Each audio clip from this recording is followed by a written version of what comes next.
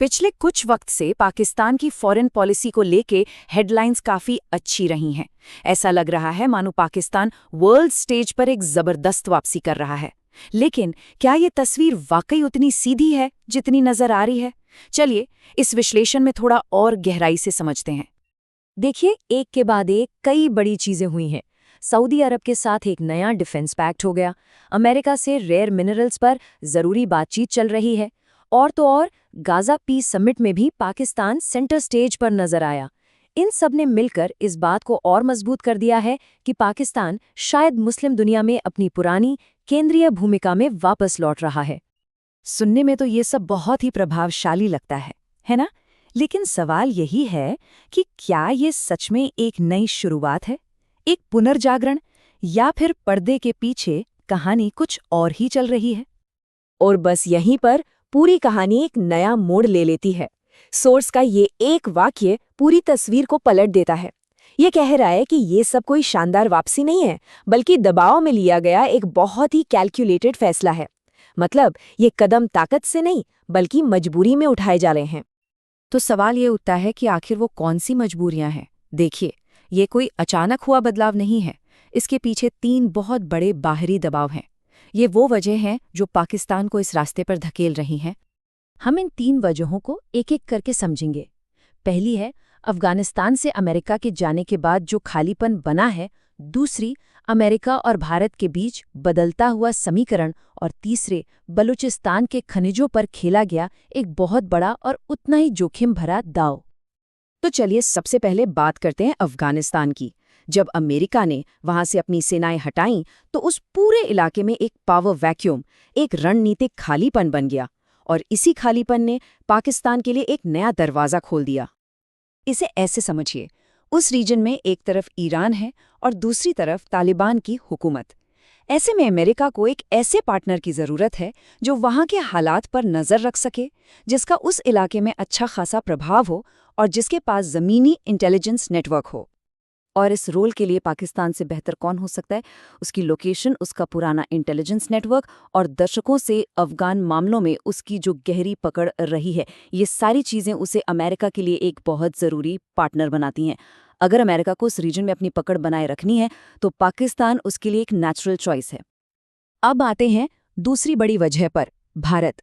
हाल के दिनों में अमेरिका और भारत के रिश्तों में जो थोड़ी खटास आई है, उसने भी एशिया के पावर बैलेंस को बदलना शुरू कर दिया है।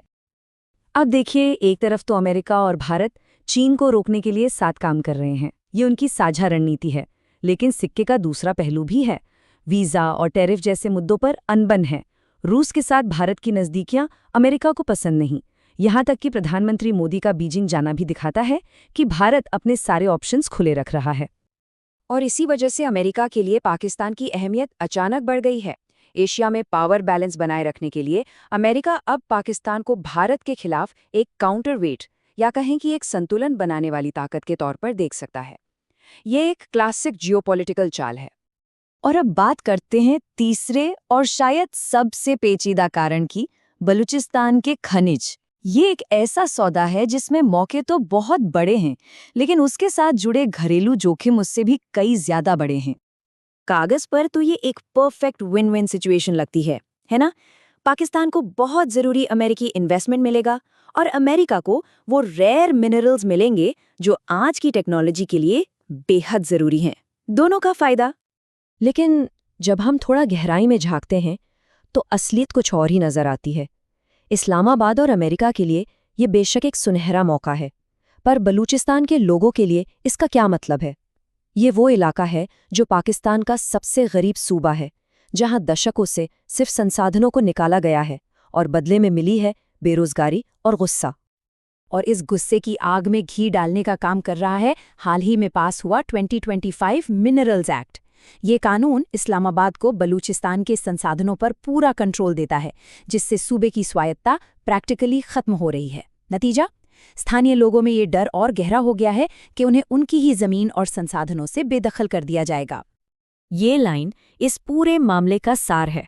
जो चीज़ राजधानी इस्लामाबाद में देश के लिए एक बड़ी कामयाबी लग रही है, वही चीज़ बलूचिस्तान की राजधानी क्वेटा में बैठे लोगों के लिए अन्याय और शोषण का दूसरा नाम बन सकती है। और ये जो फासला है ना, ये बहुत खतरनाक है। तो इन सब बातों को जोड़कर देखें तो क्या समझ आता है? यही कि पाकिस्तान को फॉरेन पॉलिसी के मोर्चे पर जो भी कामयाबी मिल रही है, उसकी नींव बहुत ही नाजुक घरेलू जमीन पर टिकी हुई है।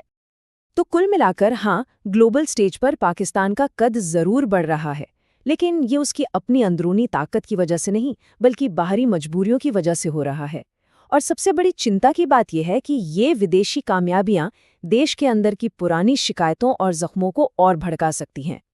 इसलिए असली इम्तिहान किसी विदेशी डील या समिट में नहीं है।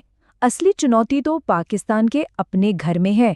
शासन की नाकामियों को ठीक करना, असमानता को खत्म करना और सरकार और लोगों के बीच जो भरोसे की गहरी खाई है, उसे पाटना।